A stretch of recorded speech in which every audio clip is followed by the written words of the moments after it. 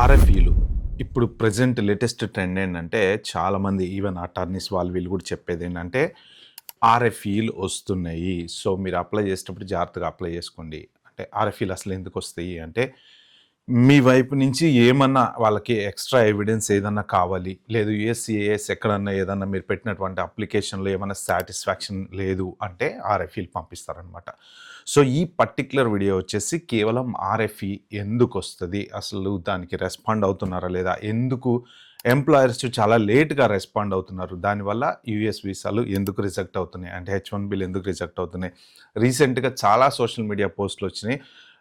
Unfortunately I had to leave, I mean even job ఉండి కూడా చాలామంది ఆర్ఎఫ్ఈలకి ఇన్ టైంలో వాళ్ళు సబ్మిట్ చేయకపోవటం వలన H1 రిజెక్ట్ అయ్యి వెనక్కి వెళ్ళిపోవాల్సి వచ్చింది. సో దాని గురించి పర్టికులర్ వీడియోలో మాట్లాడుకుందాం. మీరైతే లాస్ట్ వరకు చూడండి, ఎందుకంటే వెరీ ఇంపార్టెంట్ వీడియో. ఇంకొకటి ఏంటంటే చాలామంది ఇంకా నాకు మెసేజ్లు పెడుతున్నారు ఇన్స్టాలో. 2025లో మేము H1 అప్లై చేసాము, పిక్ అయింది, ఇంత మటుకు మా పిటిషన్ ఏమైందో తెలియట్లేదు అని చెప్పేసి. సో దానికి సంబంధించిన ఇన్ఫర్మేషన్ కూడా ఈ పర్టికులర్ వీడియోలో అయితే చెప్తా. మెయిన్ టోటల్ వీడియో వచ్చేసి ఆర్ఎఫ్ఈ గురించే మన ఇన్ఫర్మేషన్ అనేది షేర్ చేస్తాను అనమాట. ఇంకొక చిన్న రిక్వెస్ట్, ఇన్స్టాగ్రామ్లో నాకు చాలామంది కంటిన్యూస్గా మెసేజ్లు పెడుతున్నారు. సో మీరు హాయ్ అని మాత్రం దయచేసి పెట్టకండి. మీకు ఏం కావాలో మీరు మెన్షన్ చేయండి, దానికి నేను రిప్లై ఇస్తాను. ఎందుకంటే టైం వేస్ట్ అవుతుంది, హాయ్ హలో ముచ్చట్లకి టైం వేస్ట్ అయిపోతుంది. ఆర్ఎఫ్ఈ బేసిక్గా ఆర్ఎఫ్ఈ ఎందుకు ఇస్తారు అంటే, మీరు H1 ఎక్స్టెన్షన్కి వెళ్ళినా, ఓపీటీ నుంచి స్టెమ్ ఓపీటీకి వెళ్ళినా, లేకపోతే స్టెమ్ ఓపీటీ ఎనీ అప్లికేషన్ తీసుకోండి, వాట్ ఎవర్ ఇట్ ఈస్, యూఎస్సిఏఎస్ వాళ్ళకి ఎటువంటి డౌట్ ఏదైనా వచ్చినప్పుడు ఆర్ఎఫ్ఈ పంపిస్తారనమాట. సో అది ఏదైనా అవ్వచ్చు, ఫ్రాడులెంట్ ఇన్ఫర్మేషన్ మీరు సబ్మిట్ చేశారని ఫీల్ అవ్వచ్చు, లేకపోతే మీ ఇంటెంట్ మీకు నిజంగా జాబ్ ఉందా లేదా అవ్వచ్చు, లేకపోతే B2 నుంచి మీరు H1కి షిఫ్ట్ అవుతున్నారు, మీ ఇంటెంట్ ఏంటి, అసలు నిజంగా ఎందుకు B2 మీద ఉన్నారు మీరు, దానికి ఆర్ఎఫ్ఈ ఇవ్వచ్చు. మీరు పెట్టినటువంటి డాక్యుమెంట్స్లో కానీ, లేకపోతే మీ క్లయింట్ కరెక్ట్గా ఉన్నాడా లేదా అని చెప్పి ఆర్ఎఫ్ఈ ఇవ్వచ్చు.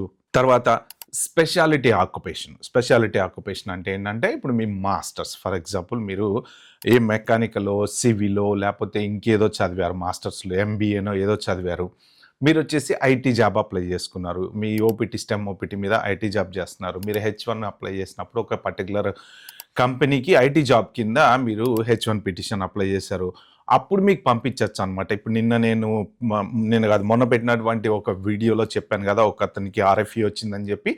ఎందుకు వచ్చింది అంటే స్పెషాలిటీ ఆక్యుపేషన్, అతను చదువుకున్నటువంటి మాస్టర్స్కి అతను చేసేటువంటి H1B జాబ్కి అసలు సంబంధం లేదనమాట. అందుకని చెప్పేసి స్పెషాలిటీ ఆక్యుపేషన్ కింద వాళ్ళు ఆర్ఎఫ్ఈ పంపించారు. అలాగే ఆర్ఎఫ్ఈ రావచ్చు, ఎంప్లాయీ రిలేషన్షిప్ కింద ఆర్ఎఫ్ఈ రావచ్చు. సో వాళ్ళకి ఎటువంటి డౌట్ వచ్చినా కానీ ఆర్ఎఫ్ఈ అనేది పంపిస్తారనమాట. అయితే ఫస్ట్ ఇండియాలో ఉన్నటువంటి వాళ్ళు 2025లో H1 అప్లై చేసినటువంటి వాళ్ళు, మా పిటిషన్ ఏమైందో తెలియదు, ఇంత మటుకి మాకు రిప్లై లేదు అని దగ్గర ఒక 10 నుంచి 15 మంది మన కామెంట్స్లలో వాటిల్లో పెడుతున్నారు. సో మోస్ట్ ప్రాబ్లీ మీరు అప్లై చేసిన పిటిషన్ స్టిల్ అండర్ ప్రాసెసింగ్లో ఉండొచ్చు, యూఎస్సిఏఎస్ వాళ్ళు చెక్ చేస్తుండొచ్చు, బ్యాక్గ్రౌండ్ చెక్ చేస్తూ ఉండొచ్చు, లేదు అంటే ఆర్ఎఫ్ఈ పంపించుండొచ్చు.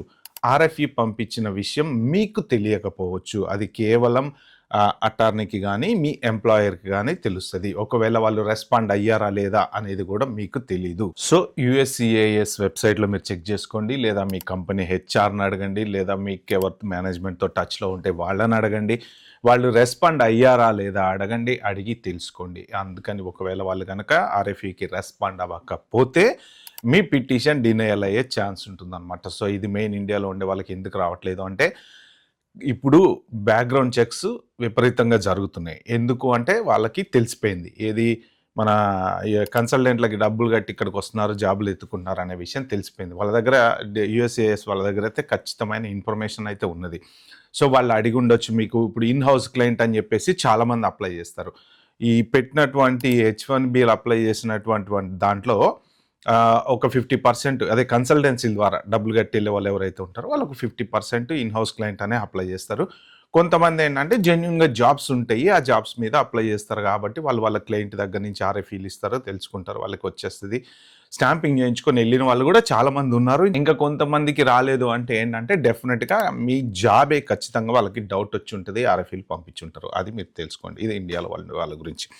నెక్స్ట్ యూఎస్లో ఉండేటువంటి వాళ్ళ గురించి, ఒకవేళ మీ స్పెషాలిటీ ఆక్యుపేషన్ కరెక్ట్ కాదని చెప్పి ఆర్ఎఫ్ఈ పంపించిన, లేదు ఏదైనా పెట్టిన డాక్యుమెంట్లు కరెక్ట్ కాదని, లేదు క్లయింట్, లేకపోతే మీ సాలరీ, ఏదైనా సరే మీరు H1 ఎక్స్టెన్షన్కి వెళ్ళినప్పుడు కానీ, ఓపీటీ నుంచి H1కి వస్తున్నప్పుడు కానీ, first time H1 petition apply చేసినప్పుడు కానీ RFE ఇస్తే యాక్చువల్గా నాకు తెలిసినటువంటి ఈ 2 స్టోరీలు నేను పర్సనల్గా వాళ్ళతోని మాట్లాడిన దాని ప్రకారం ఒక అతనికి ఏంటంటే RFE వచ్చిందంట.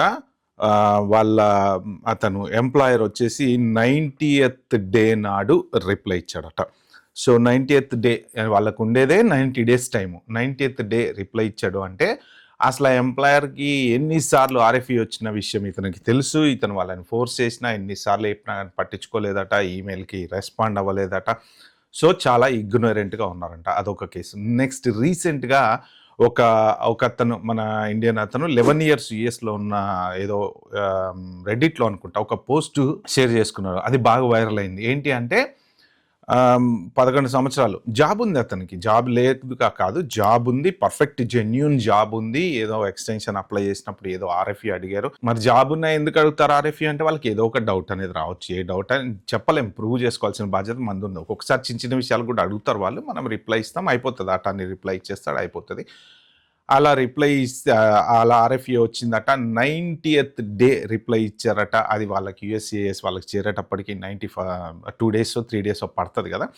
3 days పట్టిందట. ఇతను H1B రిజెక్ట్ అయింది. So obviously had to leave the country. నాకు ఏం సేవింగ్స్ లేవు అని ఒక ఎమోషనల్ పోస్ట్. నేను ఇన్ని సంవత్సరాలు యూఎస్లో పనిచేశాను, నేను ఫైనల్గా నా సేవింగ్స్ లేకుండా నేను అప్పులతో ఇండియా వెళ్ళిపోవాల్సి వస్తుంది అంటే.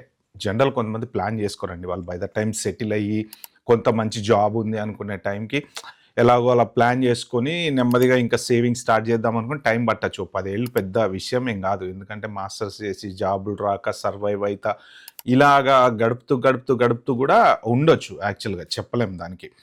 ఇన్ని సంవత్సరాల తర్వాత నేను ఇలా వెళ్ళిపోవాల్సి వస్తుంది అంటే ఫైనాన్షియల్గా ఇది లేకుండా వెళ్ళిపోవాల్సి వస్తుంది అని ఒక ఎమోషనల్ పోస్ట్ షేర్ చేసుకున్నాడు.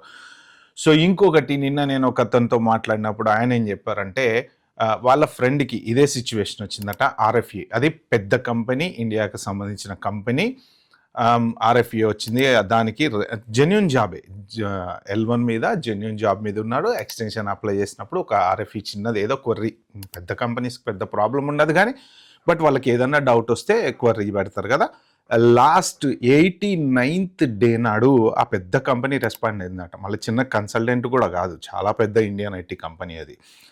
అతను వాళ్ళని అడిగారంట. ఎందుకు అంటే జనరల్గా ఇంటర్నల్గా మనకి తెలుస్తూ ఉంటుంది కదా, మేనేజర్లతో వీళ్ళతో మాట్లాడితే తెలుసుకునేది ఏంటి అంటే, ఒకవేళ గనక వీసా ఎనీ రీజన్ గనక ఇతని ఎక్స్టెన్షన్ డినై అయితే క్లయింట్ దగ్గర బిల్లింగ్ పోతుంది అనే ఉద్దేశంతో వాళ్ళు ఇన్ని రోజులు RFEకి రెస్పాండ్ అవ్వకుండా 90th డే రెస్పాండ్ అయ్యారంట. ఎందుకు 90th డే అంటే ఆబ్వియస్లీ ఇక అప్పుడు రెస్పాండ్ అవ్వకపోతే మనకి ఏది మన వీసా డెఫినెట్గా రిజెక్ట్ అవుతుంది.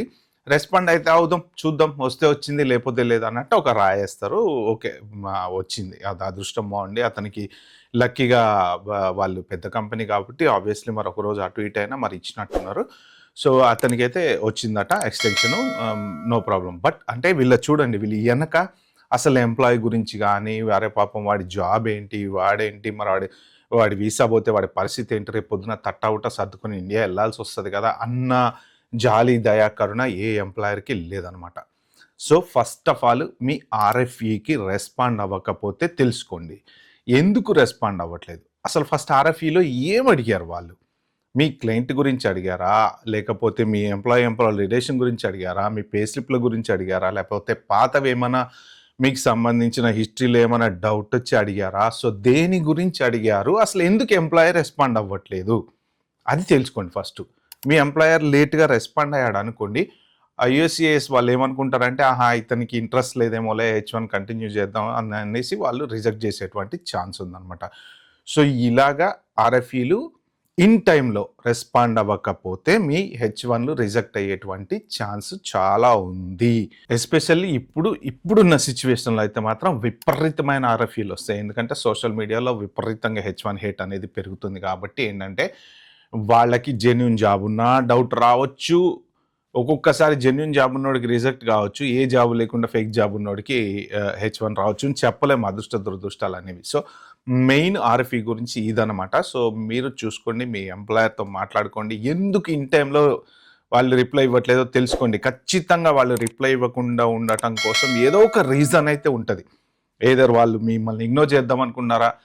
లేదు. ఒకవేళ ఈ పర్టిక్యులర్ ఆర్ఎఫ్ఈని గనక రిప్లై ఇస్తే వాళ్ళకి ఏమన్నా ప్రాబ్లమ్ వచ్చే ఛాన్స్ ఉందా కంపెనీకి? ఎందుకొచ్చిన గొడవ? మనం పోయి కొత్త ఇన్ఫర్మేషన్ వాళ్ళకిచ్చి మనం అంతా ఏదో you open a can of worms అంటారు చూసారా? ఆ టైపులో ఏమన్నా మనం కొత్త ఇష్యూస్ ఏమన్నా కొని తెచ్చుకుంటామని భయానికి ఇవ్వరనమాట. సో, అందుకని చెప్పేసి ఇది మెయిన్ ఆర్ఎఫ్ఈ గురించి కంపెనీసు అంటే ఎంప్లాయర్ ఎవరైతే ఉంటారో వాళ్ళకి ఏదో ఒక ఖచ్చితంగా తెలుసు వాళ్ళకి. ఈ ఆర్ఎఫ్ఈ వచ్చిన విషయం తెలుసు. రెస్పాండ్ కావాలని తెలుసు.